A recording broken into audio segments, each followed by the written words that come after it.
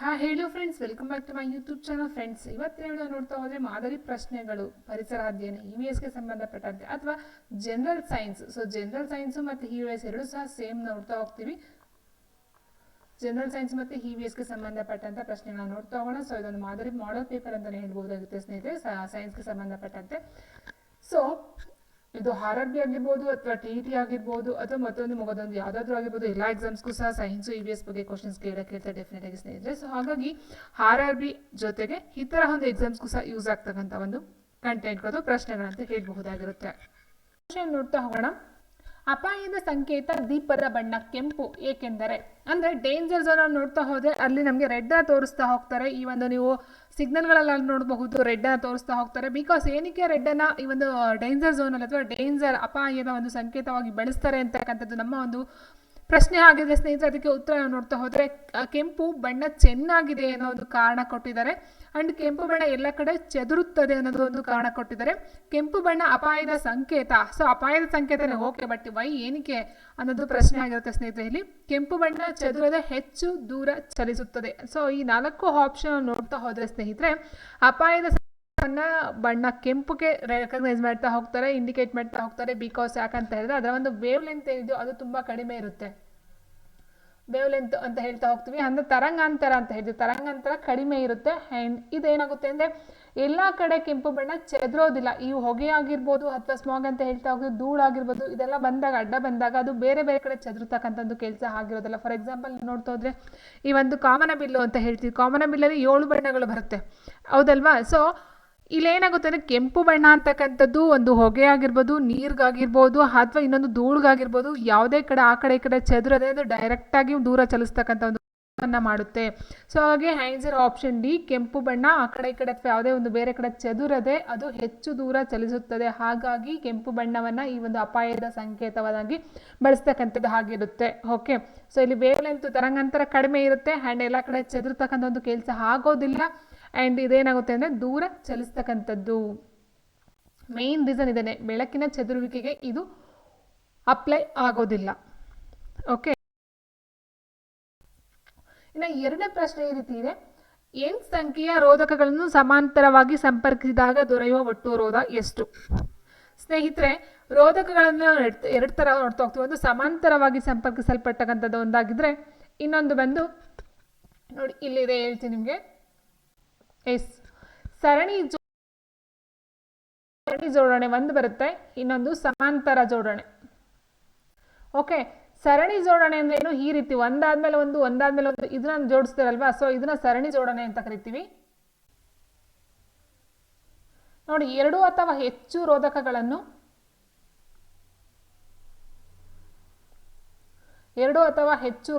ಒಟ್ಟಿಗೆ 2 ತುದಿಗಳಿಗೆ ಜೋಡಿಸಿದ್ರೆ ಅಂತಹ ಜೋಡಣೆಯನ್ನು ನಾವು ಸಮಾಂತರ ಜೋಡಣೆ ಅಂತ ಕರಿತೀವಿ. ನೋಡಿ, ಇಲ್ಲಿ ಎಲ್ಲಾ ತುದಿಗಳನ್ನ ಈ ಕಡೆ ಸೇರಿಸ್ತಕ್ಕಂಥ 3 ಸಹ ನೋಡಿ, 3 ಸಹ ಇಲ್ಲಿ ಬಂದು ಸೇರಿದೆ. ಬಟ್ ಮೇಲ್ಗಡೆ ಏನಾಗಿತ್ತು, ಸರಣಿ ಜೋಡಣೆ ಒಂದು ತುದಿಯಿಂದ ಮತ್ತೊಂದು ತುದಿಗೆ, ಒಂದು ತುದಿಯಿಂದ ಮತ್ತೊಂದು ತುದಿಗೆ ಜೋಡಿಸಿದ್ವಿ, ಅದನ್ನ ನಾವು ಸರಣಿ ಜೋಡಣೆ ಅಂತ ಕರಿತಾ ಇದ್ವಿ. ಸೊ ಇಲ್ಲಿ 2 ಅಥವಾ ಹೆಚ್ಚು ರೋಧಕಗಳನ್ನ ಒಟ್ಟಿಗೆ 2 ತುದಿಗಳಿಗೆ ಜೋಡಿಸಿದ್ರೆ ಅಂತಹ ಜೋಡಣೆ ನಾವು ಸಮಾಂತರ ಜೋಡಣೆ ಅಂತ ಕರಿತೀವಿ. ಸೊ ಇದರ ಒಂದು ಫಾರ್ಮುಲಾ ಬಂದು 1/Rp = 1/R1 + 1/R2 + 1/R3 ಈ ತರ ಬರ್ತಾ ಹೋಗುತ್ತೆ. ಅಂದ್ರೆ R ಮೀನ್ಸ್ ಇಲ್ಲಿ ರೆಸಿಸ್ಟೆನ್ಸ್ ಅಂತ ಹೇಳ್ತೀವಿ, ರೋಧ ರೆಸಿಸ್ಟೆನ್ಸ್ ಅಂತಕ್ಕಂಥದ್ದಾಗಿರುತ್ತೆ. ಅಂಡ್ ಇಲ್ಲಿ ಇನ್ನೊಂದು ಇಂಪಾರ್ಟೆಂಟ್ ಪಾಯಿಂಟ್ ಅಂತ ಹೇಳಿದ್ರೆ, ರೋಧಕಗಳ ಸಮಾಂತರ ಸಂಯೋಜನೆಯಲ್ಲಿ ಮಂಡಲದ ಪ್ರತಿಯೊಂದು ರೋಧಕದಲ್ಲಿಯೂ ಒಂದೇ ವಿಭವಾಂತರವಿರುತ್ತದೆ. ವೆರಿ ಇಂಪಾರ್ಟೆಂಟ್, ಇದು ಸಹ ಕೇಳ್ತಾರೆ. ಸಮಾಂತರ ಜೋಡಣೆಯಲ್ಲಿ ಮಾತ್ರ ಈ ಒಂದು ವಿಭವಾಂತರ ಸೇಮ್ ಇರುತ್ತೆ, ಎಲ್ಲದಕ್ಕೂ ಸಹ ಸೇಮ್ ಇರುತ್ತೆ. ಆದರೆ ವಿದ್ಯುತ್ ಪ್ರವಾಹ ಪ್ರತ್ಯೇಕವಾಗಿ ಪ್ರವಹಿಸುತ್ತೆ. ಇಲ್ಲಿ ವಿದ್ಯುತ್ ಪ್ರವಾಹ ಚೇಂಜ್ ಇರುತ್ತೆ, ವಿಭವಾಂತರ ಸೇಮ್ ಇರುತ್ತೆ. ಬಟ್ ಸರಣಿ ಜೋಡಣೆಯಲ್ಲಿ ಏನಿರುತ್ತೆ ಅಂತ ಹೇಳಿದ್ರೆ, ನೋಡಿ, ಸರಣಿ ಜೋಡಣೆಯಲ್ಲಿ ಪ್ರತಿಯೊಂದು ಸಮಾನ ವಿದ್ಯುತ್ ಪ್ರವಾಹವಿರುತ್ತದೆ. ವಿದ್ಯುತ್ ಪ್ರವಾಹ ಸೇಮ್ ಇರುತ್ತೆ, ಬಟ್ ವಿಭವಾಂತರ ಚೇಂಜ್ ಇರುತ್ತೆ. ಓಕೆ, ಸೊ ಇಲ್ಲಿ ಫಾರ್ಮುಲಾ ಏನು ಬರುತ್ತೆ, ಸರಣಿ ಜೋಡಣೆಯಲ್ಲಿ Rp = R1 + R2 + R3 ಬರುತ್ತೆ. ಬಟ್ ಸಮಾಂತರ ಜೋಡಣೆಯಲ್ಲಿ 1/R1 + 1/R2 + 1/R3 ಈ ರೀತಿ ಬರ್ತಕ್ಕಂಥದ್ದು ಇರುತ್ತೆ. ಓಕೆ, ಸೊ ಹಾಗಿರ್ಬೇಕಾದ್ರೆ ಇಲ್ಲ ನೋಡ್ತಾ ಹೋದ್ರೆ ನೋಡಿ, n ಸಂಖ್ಯೆಯ ರೋಧಕವನ್ನು ಸಮಾಂತರವಾಗಿ ಸಂಪರ್ಕಿಸಿದಾಗ ದೊರೆಯುವ ಒಟ್ಟು ರೋಧವನ್ನು ಕೇಳಿದರೆ ಸ್ನೇಹಿತರೆ. ಸೊ ಇಲ್ಲಿ ಸಮಾಂತರವಾಗಿ ಸಂಪರ್ಕಿಸಿದಾಗ ಅಂತ ಹೇಳಿದಾಗ ಫಾರ್ಮುಲಾ ಏನು ಬರುತ್ತೆ, 1/Rp = 1/R1 + 1/R2 + 1/R3 ಈ ರೀತಿ ಬರ್ತಾ ಹೋಗುತ್ತೆ. ಸೊ ಇಲ್ಲಿ ಏನಾಗುತ್ತೆ, ವಿಭವಾಂತರ ಸೇಮ್ ಇದೆ ಅಂತ ಹೇಳಿದಾಗ ಏನಾಗುತ್ತೆ, ಇಲ್ಲಿ R1 R2 R3 ಎಲ್ಲ ಸೇಮೇ ಬರ್ತಕ್ಕಂಥದ್ದಾಗುತ್ತೆ, ಸಮಾಂತರವಾಗಿ ಜೋಡಿಸ್ತಕ್ಕಂಥದ್ದಾದಾಗ. ಇಲ್ಲಿ ಫಾರ್ಮುಲಾ ಏನು ಬರುತ್ತೆ ಅಂತ ಹೇಳಿದಾಗ N/R ಅಂತಕ್ಕಂಥದ್ದಾಗಿರುತ್ತೆ. ಸೊ ಇಲ್ಲಿ ಕೇಳಿರ್ತಕ್ಕಂಥದ್ದೇನು, N ಸಂಖ್ಯೆಯ ರೋಧಕಗಳನ್ನು ಅಂತ ಕೇಳಿದರೆ, ಸೊ ಹಾಗೆ ಇಲ್ಲಿ Nಗೆ ಬದಲಾಗಿ ನಾವು ಇಲ್ಲಿ ಫಾರ್ ಎಕ್ಸಾಂಪಲ್ ಇಲ್ಲಿ 1 2 3 ಅಂತ ತೊಗೊಂಡಿದ್ರೆ ನಾವು 1/R ಗೆ 1 ಅಂತ ತೊಗೊಳ್ಬೋದು, ಪ್ಲಸ್ 1/2 1/3. ಸೊ ಕೊಟ್ಟಿರ್ತಕ್ಕಂಥ ನಾವು ಅಪ್ಲೈ ಮಾಡ್ಕೊಳ್ತೀವಿ. ಬಟ್ ಇಲ್ಲಿ N ಅಂತ ಕೊಟ್ಟಾಗ ಅದ್ರ ಫಾರ್ಮುಲಾ ಏನು ಬರುತ್ತೆ ಅಂತ ಹೇಳಿದ್ರೆ N/R ಅಂತಕ್ಕಂಥದ್ದಾಗಿರುತ್ತೆ. ಆ್ಯಂಡ್ ನೆಕ್ಸ್ಟ್, ರಾಯಚೂರಿಗೆ ನೀನು ಪ್ರವಾಸದ ಮೇಲೆ ಹೋದರೆ ಅಲ್ಲಿ ನೀನು ನೋಡುವ ವಿದ್ಯುತ್ ಸ್ಥಾವರ ಯಾವುದು ಅಂತ ಕೇಳಿದರೆ ಜಲ, ಬೈಜಿಕ, ಸೌರ ಮತ್ತು ಉಷ್ಣ. ರಾಯಚೂರನ್ನು ನೋಡ್ತಾ ಹೋದರೆ ಅದು ಬರ್ತಕ್ಕಂಥ ಉಷ್ಣ ವಿದ್ಯುತ್ ಶಕ್ತಿ ಸ್ಥಾವರ ಬರುತ್ತೆ. ಇದು ರಾಯಚೂರಲ್ಲಿ ಇರ್ತಕ್ಕಂಥದ್ದು. ಇದು ಕೃಷ್ಣಾ ನದಿಯ ಮೇಲ್ದಂಡೆ ಮೇಲೆ ಇರ್ತಕ್ಕಂಥ, ಕೃಷ್ಣಾ ನದಿಯ ದಡದಲ್ಲಿ ಇರ್ತಕ್ಕಂಥ ಒಂದು ವಿದ್ಯುತ್ ಸ್ಥಾವರ ಉಷ್ಣ ವಿದ್ಯುತ್ ಸ್ಥಾವರ ಆಗಿರುತ್ತೆ. ಇದು ಕಲ್ಲಿದ್ದಲಿನ ಆಧಾರಿತವಾಗಿರ್ತಕ್ಕಂಥದ್ದು. ಕಲ್ಲಿದ್ದಲನ್ನು ಬಳಸ್ಕೊಂಡು ಈ ಒಂದು ಉಷ್ಣ ಶಕ್ತಿಯನ್ನು ಪ್ರೊಡ್ಯೂಸ್ ಮಾಡ್ತಕ್ಕಂಥ ಒಂದು ಸ್ಥಾವರ ಆಗಿರುತ್ತೆ. ನೆಕ್ಸ್ಟ್, ಪಳೆಯುಳಿಕೆ ಇಂಧನಗಳು ಈ ಶಕ್ತಿಯ ಆಕಾರಗಳಾಗಿವೆ. ಸೊ ಪಳೆಯುಳಿಕೆ ಇಂಧನಕ್ಕೆ ಸಂಬಂಧಪಟ್ಟಂತೆ ಆಲ್ರೆಡಿ ಒಂದು ಕ್ಲಾಸ್ ನಾವು ಮಾಡಿದ್ದೀವಿ ಸ್ನೇಹಿತರೆ. ಪಳೆಯುಳಿಕೆ ಇಂಧನಗಳು ಅಂತ ಹೇಳಿದಾಗ ಯಾವ್ದಾದ್ರು ಬರುತ್ತೆ ಅಲ್ಲಿ, ಆ್ಯಂಡ್ ಪೆಟ್ರೋಲ್ ಉತ್ಪನ್ನಗಳು ಮತ್ತು ಡೀಸೆಲ್ ಈ ರೀತಿ ಬರ್ತಾ ಹೋಗುತ್ತೆ. ಸೊ ಪಳೆಯುಳಿಕೆ ಇಂಧನಗಳು ಅಂತ ಹೇಳಿದರೆ ಲಕ್ಷಾಂತರ ವರ್ಷಗಳ ಹಿಂದೆ ಅಳಿದು ಹೋಗಿರ್ತಕ್ಕಂಥ ಒಂದು ನಶಿಸಿ ಹೋಗಿರ್ತಕ್ಕಂಥ ಒಂದು ಪ್ರಾಣಿಯಾಗಿರ್ಬೋದು, ಮರ ಗಿಡಗಳಾಗಿರ್ಬೋದು, ಭೂಮಿಯ ಒಳಗಡೆ ಹೂತು ಅದು ಯಾವುದೋ ಒಂದು ಆಕ್ಸಿಜನ್ನ ಪಡ್ಕೊಳ್ದೇನೆ ಸೊ ಲಕ್ಷಾಂತರ ವರ್ಷಗಳ ಕಾಲ ಅಲ್ಲಿ ಆಗಿರ್ತಕ್ಕಂಥ ಒಂದು ಪ್ರಾಡಕ್ಟ್ ಅಂತ ಹೇಳ್ಬಹುದಾಗಿರುತ್ತೆ. ಸೊ ಇಲ್ಲಿ ಪಳೆಯುಳಿಕೆ ಇಂಧನ ಅಂತಕ್ಕಂಥದ್ದೇನು, ನವೀಕರಿಸಲಾಗದ ಮುಗಿದು ಹೋದ ಪರ್ಯಾಯ ಅಂತ ಕೇಳಿದರೆ, ಮುಗಿದು ಹೋದ ಅನ್ನೋದಕ್ಕೆ ಮುಗಿದೋಗಿಲ್ಲ, ಬಟ್ ಈಗ ಇನ್ನೂ ಸಹ ನಾವು ನೋಡ್ತಾ ಇದ್ದೀವಿ. ಹಾಗಾಗಿ ಅದು ಮುಗಿದು ಹೋದ ಬರಲ್ಲ, ಇನ್ನು ಪರ್ಯಾಯ ಏನು ಬರಲ್ಲ. ನವೀಕರಿಸಬಹುದಾದ ಅಂತ ಹೇಳಿದರೆ ಪುನಃ ನಾವು ಅದನ್ನು ಸೃಷ್ಟಿ ಮಾಡಬಹುದು. ಸೊ ಅಂಥದ್ದನ್ನು ನಾವು ನವೀಕರಿಸಬಹುದಾದ ಅಂತ. ಫಾರ್ ಎಕ್ಸಾಂಪಲ್ ಅಂತ ಹೇಳಿದ್ರೆ ಕಾಡು ಅಂತಲೂ ಹೇಳಿದ್ವಿ. ಕಾಡು ನಶಿಸಿ ಹೋದ್ರೂ ಸಹ ನಾವು ಮತ್ತೆ ಅದನ್ನು ಪ್ರೊಡ್ಯೂಸ್ ಮಾಡಬಹುದು. ನಾವೇನೇ ಮಣ್ಣಾಗಿರ್ಬೋದು, ಗಾಳಿ ಸೂರ್ಯನ ಬೆಳಕಾಗಿರ್ಬೋದು, ಇದೆಲ್ಲ ನವೀಕರಿಸಬಹುದಾದ ಸಂಪನ್ಮೂಲಕ್ಕೆ ಬರ್ತದೆ. ಬಟ್ ಪಳೆಯುಳಿಕೆಯಿಂದ ಕಲ್ಲಿದ್ದಲು, ಪೆಟ್ರೋಲ್, ಡೀಸೆಲ್ ಏನಿದೆಯೋ ಇದು ನವೀಕರಿಸಲಾಗದ. ಬಿಕಾಸ್ ಇದು ನಾವು ಸೃಷ್ಟಿ ಮಾಡ್ತಕ್ಕಂಥದ್ದಲ್ಲ, ಭೂಮಿ ಒಳಗಡೆ ಹೋಗಿರ್ತಕ್ಕಂಥದ್ದು. ಲಕ್ಷಾಂತರ ವರ್ಷಗಳೇ ಬೇಕು ಅದನ್ನು ಕ್ರಿಯೇಟ್ ಮಾಡಬೇಕಂತ ಹೇಳಿದರೆ. ಸೊ ಹಾಗಾಗಿ ಇದು ಮನುಷ್ಯನಿಂದ ಮಾಡೋದಕ್ಕೆ ಸಾಧ್ಯ ಇಲ್ಲ. ಆ್ಯಂಡ್ ಇದು ಅತಿ ಹೆಚ್ಚಾಗೂ ಸಹ ನಮಗೆ ಸಿಗ್ತಕ್ಕಂಥ ಒಂದು ಪ್ರಾಡಕ್ಟ್ ಆಗಿರೋದಿಲ್ಲ. ಹಾಗಾಗಿ ಇದು ನವೀಕರಿಸಲಾಗದ ಸಂಪನ್ಮೂಲಕ್ಕೆ ನಾವು ತಗೊಳ್ತಾ ಹೋಗ್ತೀವಿ. ಪಳೆಯುಳಿಕೆ ಇಂಧನಗಳು, ಕಲ್ಲಿದ್ದಲು, ಪೆಟ್ರೋಲ್ ಏನಾರು ಕೊಡಲಿ ನಿಮಗೆ, ಅದು ನವೀಕರಿಸಲಾಗದ ಒಂದು ಉತ್ಪನ್ನ, ಸಂಪನ್ಮೂಲ ಅಂತ ಹೇಳ್ಬಹುದಾಗಿರುತ್ತೆ ಸ್ನೇಹಿತರೆ. ಆಪ್ಷನ್ ಬಿ ಆಗಿರುತ್ತೆ.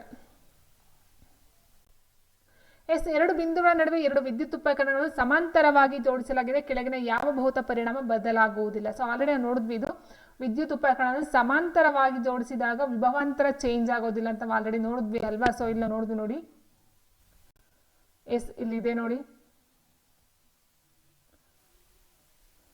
ರೋಧಕಗಳ ಸಮಾಂತರ ಸಂಯೋಜನೆಯಲ್ಲಿ ಮಂಡಲದ ಪ್ರತಿಯೊಂದು ರೋಧಕದಲ್ಲಿಯೂ ಒಂದೇ ವಿಭವಾಂತರವಿರುತ್ತದೆ. ಯಾವುದೇ ಒಂದು ವಿಭವಾಂತರದಲ್ಲಿ ಚೇಂಜಸ್ ಇರೋದಿಲ್ಲ.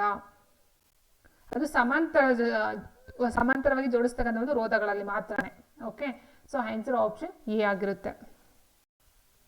ಅಂಡ್ ನೆಕ್ಸ್ಟ್, ಏಕರೂಪ ವೃತ್ತೀಯ ಪದದಲ್ಲಿ ಚಲಿಸುತ್ತಿರುವ ಕಾಯದ ವೇಗೋತ್ಕರ್ಷಗೊಳ್ಳುತ್ತಿದೆ. ಆಪ್ಷನ್ ಬಿ, ವೇಗೋತ್ಕರ್ಷಗೊಳ್ಳುತ್ತದೆ. ಅಂಡ್ ನೆಕ್ಸ್ಟ್, ನ್ಯೂಟನ್ ಚಲನೆಯ ಒಂದನೇ ನಿಯಮದ ಉದಾಹರಣೆಯನ್ನು ಕೇಳಿದರೆ ಸ್ನೇಹಿತರೆ, ಒಟ್ಟು ಬರ್ತಕ್ಕಂಥದ್ದು 3 ಒಂದು ಚಲನ ನಿಯಮಗಳು ಬರ್ತಾ ಹೋಗುತ್ತೆ. ಮೊದಲನೇದು ಜಡತ್ವಕ್ಕೆ ಸಂಬಂಧಪಟ್ಟಂತೆ ಬರುತ್ತೆ, ಜಡತ್ವ. ಸೊ ವಾಹನ ತಕ್ಷಣ ಚಲಿಸಿದಾಗ ಪ್ರಯಾಣಿಕರು ಹಿಂದಕ್ಕೆ ಬಾಗುತ್ತಾರಲ್ವ, ಅದು ಮೇಯ್ನಾಗಿ ಒಂದನೇ ನಿಯಮವನ್ನು ತಿಳಿಸ್ಕೊಡ್ತಕ್ಕಂಥದ್ದಾಗಿರುತ್ತೆ. ಆ್ಯಂಡ್ ಫೋರ್ಸ್ಗೆ, ಬಲಕ್ಕೆ ಸಂಬಂಧಪಟ್ಟಂತೆ 2 ಬರುತ್ತೆ. ಆ್ಯಂಡ್ ಮೂರನೇದು ಪ್ರತಿಕ್ರಿಯೆಗೆ ತಕ್ಕ ನಾವೇನು ಇದು ಹಾಕ್ತೀವಿ, ಎಫರ್ಟ್ ಹಾಕ್ತೀವಿ, ಅದಕ್ಕೆ ತಕ್ಕ ಪ್ರತಿಕ್ರಿಯೆ ಬರುತ್ತೆ. ಇಟ್ ಮೀನ್ಸ್ ಬಾಲನ್ನು ಎಷ್ಟೇ ವಾಪಸ್ ಬರ್ತಕ್ಕಂಥದ್ದಾಗಿರ್ಬೋದು, ಅಥವಾ ಇಲ್ಲಿ ಒಂದು ಏನೋ ರಾಕೆಟ್ ಮುಂದಕ್ಕೆ ಚಲಿಸ್ತಕ್ಕಂಥದ್ದಾಗಿರ್ಬೋದು, ಆ್ಯಂಡ್ ಈಜುಗಾರ ಹಿಂದಕ್ಕೆ ನೀರನ್ನು ತಳ್ಳಿದಾಗ ಮುಂದೆ ಚಲಿಸ್ತಕ್ಕಂಥದ್ದಾಗಿರ್ಬೋದು. ಸೊ ಇದೆಲ್ಲ ಏನಾಗುತ್ತೆ ಅಂತ ಹೇಳಿದ್ರೆ ಇದು 3ನೇ ನಿಯಮಕ್ಕೆ ಅಪ್ಲೈ ಆಗ್ತಕ್ಕಂಥದ್ದಾಗಿರುತ್ತೆ. ನ್ಯೂಟನ್ ಚಲನೆಯ 3ನೇ ನಿಯಮದಲ್ಲಿ ಬರ್ತಕ್ಕಂಥದ್ದು.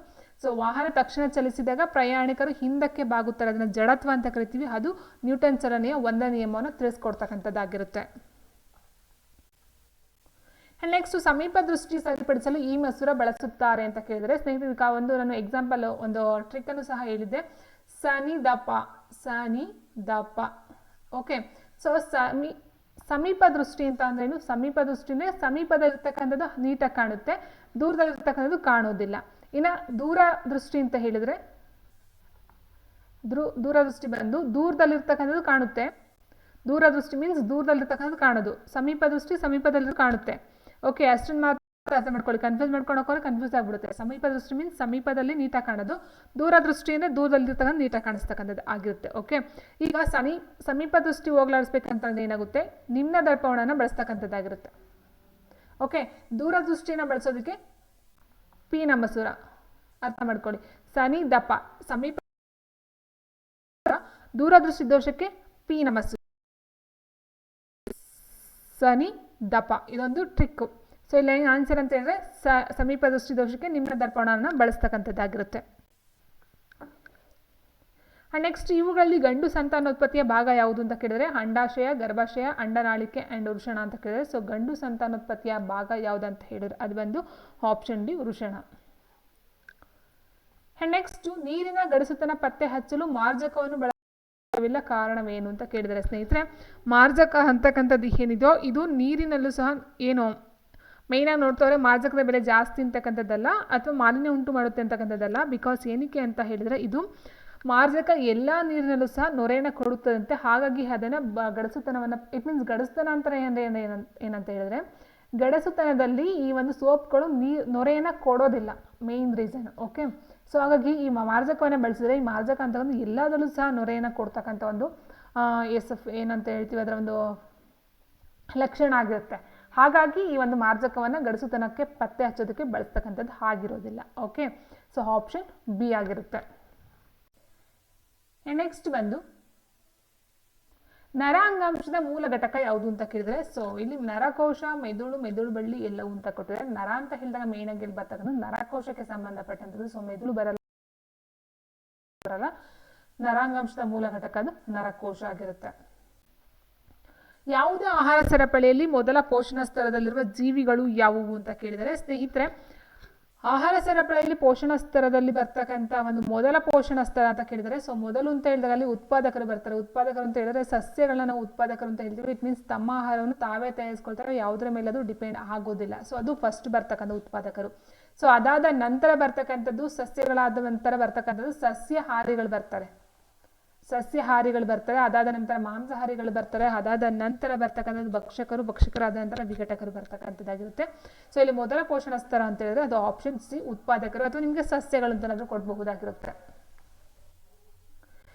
ಅಂಡ್ ನೆಕ್ಸ್ಟ್ ಓಝೋನ್ ಪದರದ ನಾಶಕ್ಕೆ ಕಾರಣವಾದ ಪ್ರಮುಖ ಮಾಲಿನ್ಯಕಾರಕ ಯಾವುದು ಅಂತ ಕೇಳಿದರೆ carbon dioxide, chlorofluorocarbon, sulphur dioxide and methane.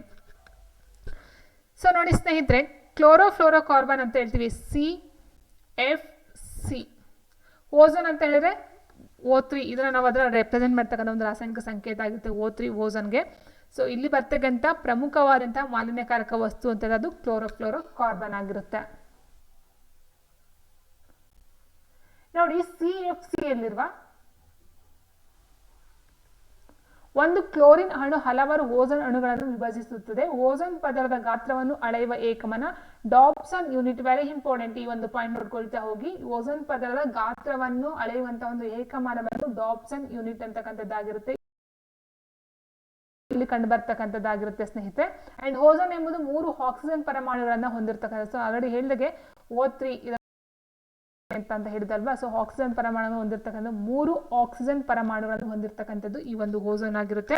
ಇದೊಂದು ಬಹುರೂಪಿ ಸಹ ಆಗಿರುತ್ತೆ. ಅಂಡ್ ಇದು ಸೂರ್ಯನಿಂದ ಬರುವ ನೇರಳಾತೀತ ಕಿರಣಗಳನ್ನ ತಡೆದು ಜೀವಿಗಳನ್ನ ರಕ್ಷಣೆ ಮಾಡ್ತಕ್ಕಂಥ ಒಂದು ಕೆಲಸ ಮೇನ್ ಆಗಿ ಇದ್ರ ಕೆಲಸ ಆಗಿರುತ್ತೆ. ಇನ್ನು ಓಝೋನ್ ತಡಿಲಿಲ್ಲ ಅಂತ ಹೇಳಿದ್ರೆ, ಈ ಒಂದು UV ರೇಸ್ಗಳನ್ನ ಓಝೋನ್ ತಡೆ ಡೈರೆಕ್ಟ್ ಆಗಿ ಭೂಮಿಗೆ ಬಿಟ್ರೆ ಅದರಿಂದ ಕ್ಯಾನ್ಸರ್ ಮತ್ತೆ ಚರ್ಮದ ಒಂದು ಕಾಯಿಲೆಗಳು ಮನುಷ್ಯನಿಗೆ ಅಥವಾ ಪ್ರಾಣಿಗಳಿಗೆ ಬರ್ತಕ್ಕಂಥ ಒಂದು ಸಾಧ್ಯತೆ ತುಂಬಾ ಇದೆ. ಸೊ ಹಾಗಾಗಿ ಓಝೋನ್ ನ ಮೇನ್ ಒಂದು ಉಪಯೋಗ ಅಂತ ಅವಾಯ್ಡ್ ಮಾಡ್ತಕ್ಕಂಥದ್ದಾಗಿರುತ್ತೆ ಸ್ನೇಹಿತರೆ.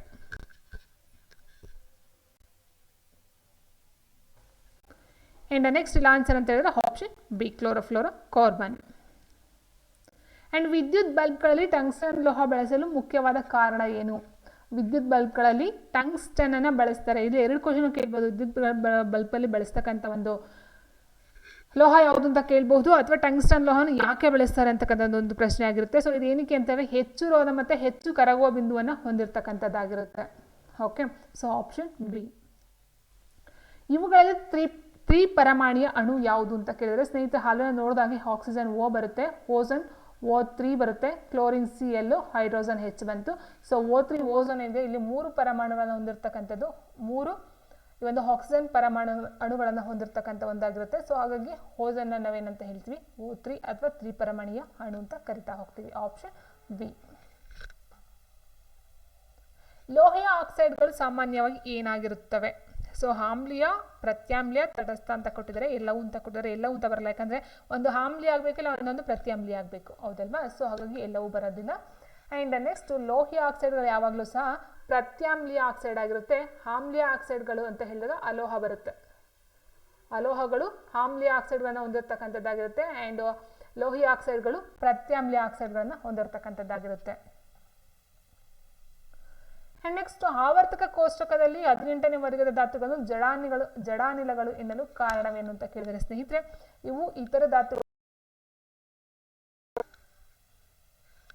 ಇತರ ಧಾತುಗಳೊಂದಿಗೆ ರಾಸಾಯನಿಕವಾಗಿ ವರ್ತಿಸುತ್ತವೆ. ಅವು ಹೆಚ್ಚು ಕ್ರಿಯಾಶೀಲವಾಗಿವೆ, ಅವು ಹೆಚ್ಚು ಕ್ರಿಯಾಶೀಲವಾಗಿಲ್ಲ ಅಂತಕ್ಕಂಥದ್ದು ಪ್ರಶ್ನೆಯಾಗಿದೆ.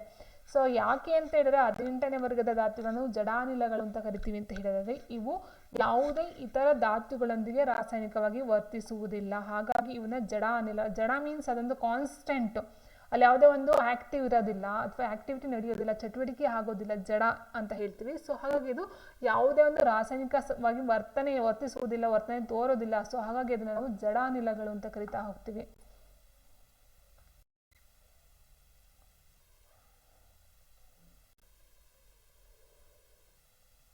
ನೋಡಿ, ಕೆಲವು ಧಾತುಗಳು ಸಂಯುಕ್ತಗಳನ್ನು ರೂಪಿಸಲು ಇತರ ಧಾತುಗಳೊಂದಿಗೆ ಪ್ರತಿಕ್ರಿಯಿಸುವ ನೈಸರ್ಗಿಕ ಪ್ರವೃತ್ತಿಯನ್ನು ಹೊಂದಿರುವುದಿಲ್ಲ.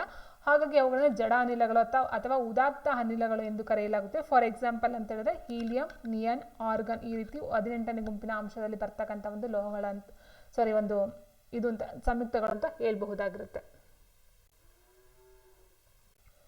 ಅಂಡ್ ನೆಕ್ಸ್ಟ್ ಬಂದು ಆಮ್ಲ ಮಳೆಗೆ ಕಾರಣವಾದ ಪ್ರಮುಖ ಮಾಲಿನ್ಯಕಾರಕ ಯಾವುದು?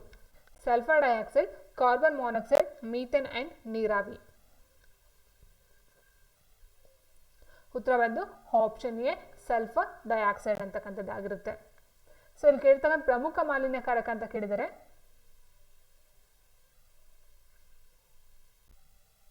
ನೋಡಿ ಯಾವ್ದು ಬರುತ್ತೆ ಅಂತ ಹೇಳಿದ್ರೆ ಸ್ನೇಹಿತರೆ, ಸಾರಜನಕ ಬರುತ್ತೆ, ಸಾರಜನಕ ಡೈಆಕ್ಸೈಡ್, ಇಂಗಾಲದ ಡೈಆಕ್ಸೈಡ್ ಮತ್ತು ಸಲ್ಫರ್ ಡೈಆಕ್ಸೈಡ್. ಈ ಮೂರು ಮೇಯ್ನ್ ಆಗಿ ಮಳೆ ನೀರಿನಲ್ಲಿ ಕರಗಿದಾಗ ಅವು ಆಮ್ಲ ಮಳೆಯಾಗಿ ಬರ್ತಕ್ಕಂಥದ್ದು ಆಗಿರುತ್ತೆ.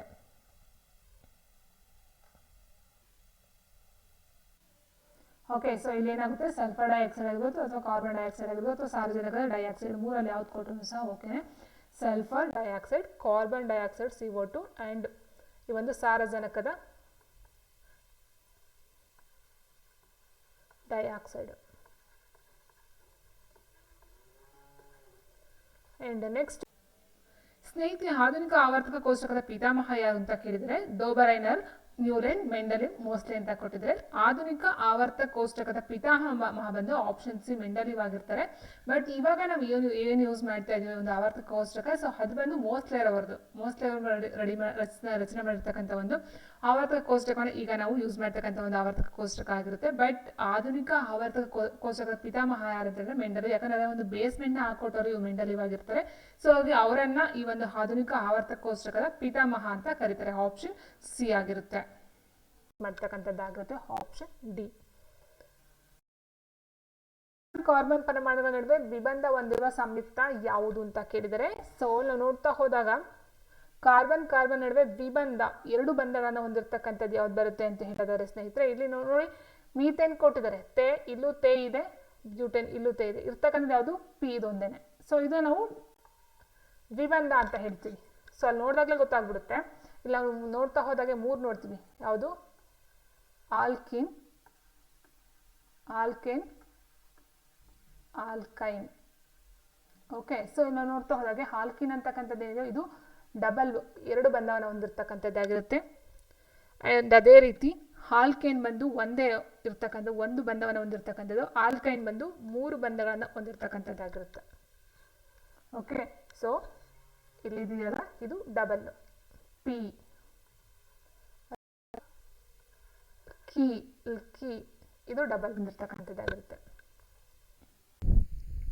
ಮಾನವನ ಬಾಯಿಯ ಜೊಲ್ಲು ರಸದಲ್ಲಿ ಕಂಡುಬರುವ ಕಿಣ್ವ ಯಾವುದು ಅಂತ ನೋಡೋದಾದ್ರೆ ಸ್ನೇಹಿತರೆ, ನೋಡಿ ಇಲ್ಲಿ ರೆನಿನ್ ಮತ್ತು ಪೆಪ್ಸಿನ್ ಅಂತಕ್ಕಂಥದ್ದು ಏನು ಕೊಟ್ಟಿದ್ದಾರೋ ಇವೆರಡು ಬರ್ತಕ್ಕಂಥದ್ದು ಈ ಒಂದು ಜಠರ ರಸದಲ್ಲಿ ಕಂಡು ಬರ್ತಕ್ಕಂಥದ್ದು, ಜಠರ ರಸ. ಸೊ ಹಾಗೆ ಇವೆರಡು ಬರ್ತಕ್ಕಂಥದ್ದಲ್ಲ. ಇನ್ನು ಹಮಲೈಸ್ ಇದೆಯಲ್ವಾ, ಸೊ ಇದು ಮಾನವನ ಒಂದು ಜೊಲ್ಲು ರಸದಲ್ಲಿ ಕಂಡು ಬರ್ತಕ್ಕಂಥ ಒಂದು ಕಿಣ್ವ ಆಗಿರುತ್ತೆ ಹಮಲೈಸ್ ಅಂತಕ್ಕಂಥದ್ದು. ಇದು ಕಾರ್ಬೋಹೈಡ್ರೇಟ್ಸಲ್ಲಿ ಕಂಡು ಬರ್ತಕ್ಕಂಥದ್ದು, ಕಾರ್ಬೋಹೈಡ್ರೇಟ್ಸ್. ಆ್ಯಂಡ್ ನೆಕ್ಸ್ಟು ಬಣ್ಣಕ್ಕೆ ಕಾರಣವಾದ ವರ್ಣಕ ಯಾವುದು ಅಂತ ಕೇಳಿದರೆ ಅದು ಬಂದು ಆಪ್ಷನ್ ಸಿ, ಯೂರೋಕ್ರೋಮ್. ಸೊ ನಿಮ್ಗೆ ಗೊತ್ತಿರುವ ಹಾಗೆ ಮೆಲಾನಿನ್ ಅಂತಕ್ಕಂಥದ್ದು ಏನಿದೆಯೋ ಇದು ಬಂದು ಚರ್ಮದ ಒಂದು ಬಣ್ಣಕ್ಕೆ ಕಾರಣ ಆಗಿರುತ್ತೆ. ಮೆಲಾನಿನ್ ಚರ್ಮದ ಬಣ್ಣ. ಕೂದಲಿಗೂ ಬರುತ್ತೆ, ಕೂದಲಿನ ಬಣ್ಣಕ್ಕೆ ಕಾರಣ ಕೆರಾಟಿನ್. ಕೆರಾಟಿನ್ ಕೂದಲ ಬಣ್ಣಕ್ಕೆ ಕಾರಣ. ಮೆಲಾನಿನ್ ಬಂದು ಚರ್ಮದ ಬಣ್ಣಕ್ಕೆ ಕಾರಣ. ಹಿಮೋಗ್ಲೋಬಿನ್ ಬಂದು ರಕ್ತ ಕೆಂಪಾಗಿರೋದಕ್ಕೆ ಕಾರಣ, ರಕ್ತದಲ್ಲಿರ್ತಕ್ಕಂಥ ಕೆಂಪುಗೆ ಬಣ್ಣಕ್ಕೆ ಕಾರಣ ಆಗಿರುತ್ತೆ. ಸೊ ಇಲ್ಲಿ ಯೂರೋಕ್ರೋಮ್ ಅಂತಕ್ಕಂಥದ್ದು ಮೂತ್ರದ ಒಣ ಹುಲ್ಲಿನ ಬಣ್ಣಕ್ಕೆ ಕಾರಣವಾದಂಥ ಒಂದು ವರ್ಣಕ ಆಗಿರುತ್ತೆ. ಪ್ರಭೇದ ಎಂದರೇನು? Yes, very important. ಪ್ರಭೇದ ಅಂತ ಹೇಳಿದರೆ ಒಂದೇ ರೀತಿಯ ಅನುವಂಶೀಯ ವಸ್ತುಗಳಿರೋ ಜೀವಿಗಳ ಗುಂಪನ್ನು ನಾವು ಪ್ರಭೇದ ಅಂತ ಕರಿತೀವಿ. ರಕ್ತದ ಒತ್ತಡವನ್ನು ಸ್ನೇಹಿತರೆ, ರಕ್ತದ ಒತ್ತಡ ಅಂತ ಹೇಳಿದ್ರೆ BP ಅಂತ ಹೇಳ್ತೀವಿ, ಬ್ಲಡ್ ಪ್ರೆಷರ್ ಬಂದು ಡಯಾಲಿಸಿಸ್ ಯಂತ್ರ ಬಂದು ಈ ಒಂದು ಡಯಾಬಿಟಿಸ್ಗೆ ಬರುತ್ತೆ, ಡಯಾಬಿಟಿಸ್. ಓಕೆ, ಸೊ ಸ್ಕ್ಯಾನರ್ ಬರೋದಿಲ್ಲ. ಇನ್ನು ಸ್ಟೆಥೋಸ್ಕೋಪ್ ಬಂದು ಹೃದಯ ಬಡಿತ. ಆ್ಯಂಡ್ ಸಿಗ್ಮಾ ಮಾನೋಮೀಟರ್ ಬಂದು BP ಅಥವಾ ರಕ್ತದ ಒತ್ತಡವನ್ನು ಚೆಕ್ ಮಾಡೋದಕ್ಕೆ ಯೂಸ್ ಮಾಡ್ತಕ್ಕಂಥದ್ದು, ಆಪ್ಷನ್ ಬಿ, ಸ್ಪಿಗ್ಮೋ ಮಾನೋಮೀಟರ್.